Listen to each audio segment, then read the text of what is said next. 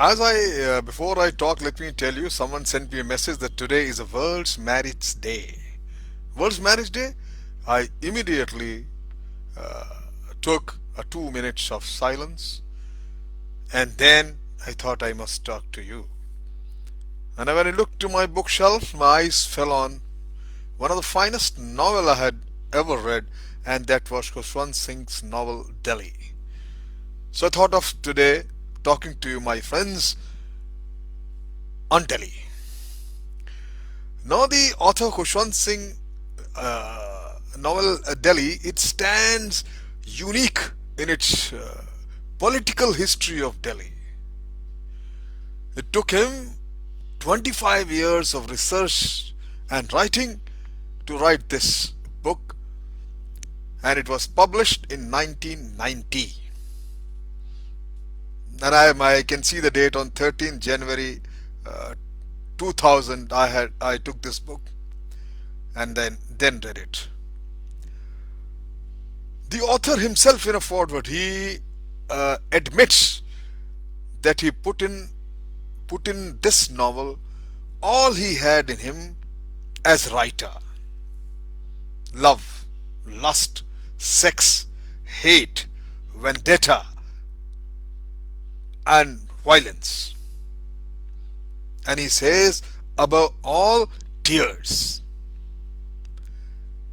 His real motive, he writes, was to let people know Delhi and love it as much as he did it.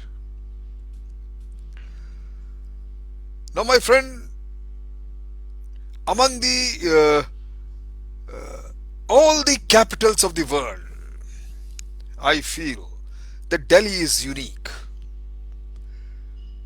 It has longer history and more historical monuments than any other metropolis in the world. Relics discovered in and around the city dates well beyond the 6th century BC. You can imagine the period. As for the monuments, there are more mosques, mausoleums, and memorials in Delhi than any other city in any of the Muslim country all over the world. There are few mosques anywhere in the world that can rival Delhi's Jama Masjid. Anybody visiting India, if he has not seen Delhi Jama Masjid, I don't think he has seen anything else. Another mosque that remains in my mind is the Moti Masjid, or the Pearl Mosque in the Red Fort, and it is as small as the Jama Masjid is big. The beauty and perfection of Humayun's mausoleum made it the model for the future, that is, for the Taj Mahal.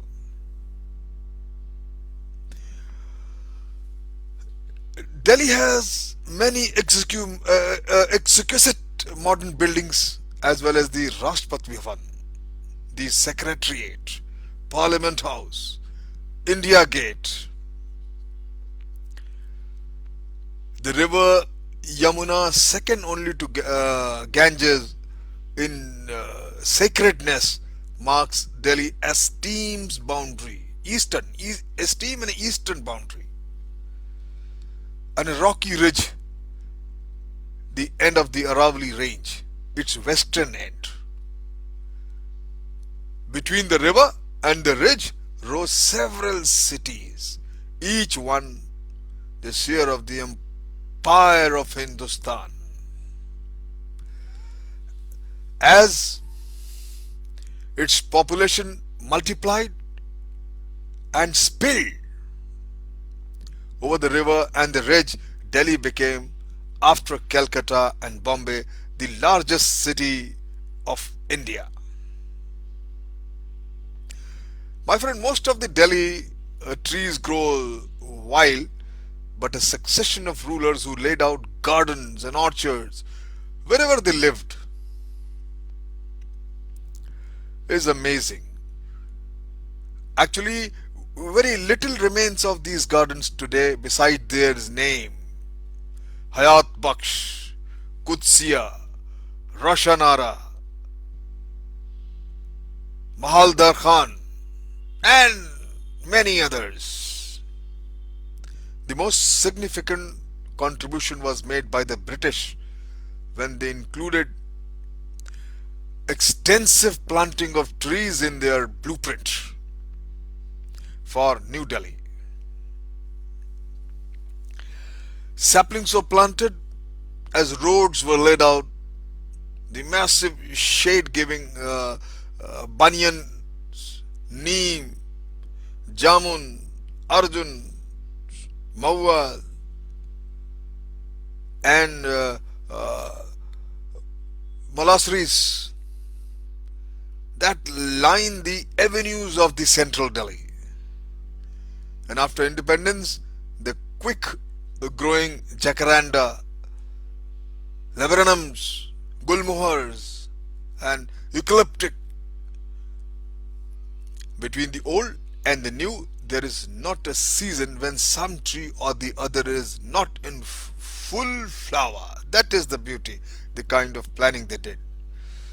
The year starts with the glorious simak silk cotton, followed by the crocea silk floss, palash flame of the forest, amaltash, laburnum, gulmohars, and jarul. The city's greenery contributed to a rich bird life, but much has changed now. You don't see many mynas and parakeets anymore, and sparrows have almost become scarce and extinct. My friend, there was a time when Delhi wala was known for their courteous speech, good food and clothes, and the interest in poetry. After all, it is the same city, Delhi, which produced Mir Taqi Mir, Ghalib, Zauq, Bahadur Shah Zafar. But all that went with when the Muslims elite migrated to Pakistan in 1947, and they were replaced by Sikhs and Hindu refugees from West Punjab, eager to rehabilitate themselves, make a quick buck, and show everyone how well they have done. Ostentatious display of wealth becomes the culture of the Delhi's rich, my friend. And since then, Delhi is essentially one of the babus and politicians. A caste system evolved quickly.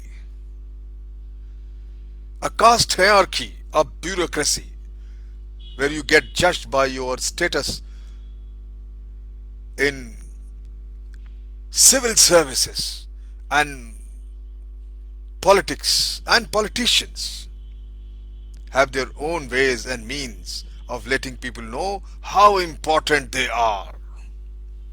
My friend, Delhi was forced out of the city thanks to partition, and they took Urdu with them and the city's rich cultural life. Now come British.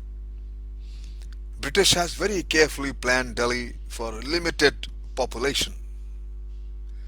One good thing, they left old monuments untouched. And then comes independence.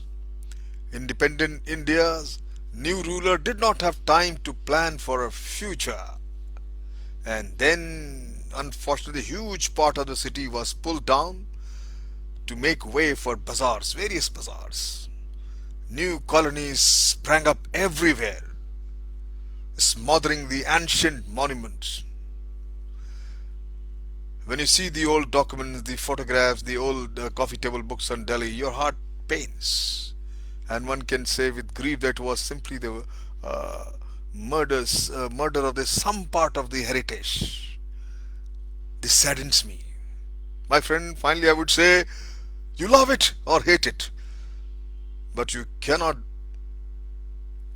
be indifferent towards Delhi. Ghalib said it so beautifully.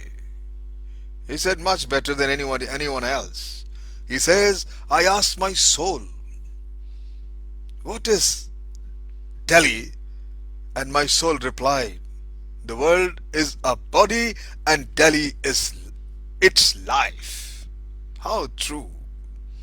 Read this novel and you get the kind of history I don't think any historian would have given you such a palatable and readable way as the author Khushwant Singh did. Thank you very much.